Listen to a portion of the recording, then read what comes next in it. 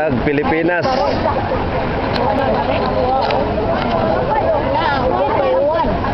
Aniya kita karon diri sa gilid sa katedral sa Diocese of Talibon, sa lungsod sa Talibon.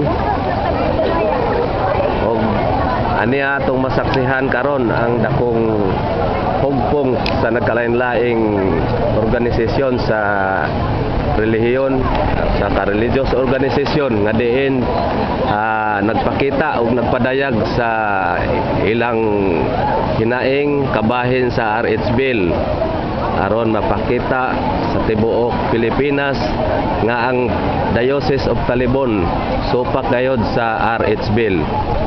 Manya ato makitaan karon bisan man kung nag-ulan apan nagpadayon gihapon ang pagpangabot sa nagkalain-laing organisasyon dinhi sa Diocese of Talibon.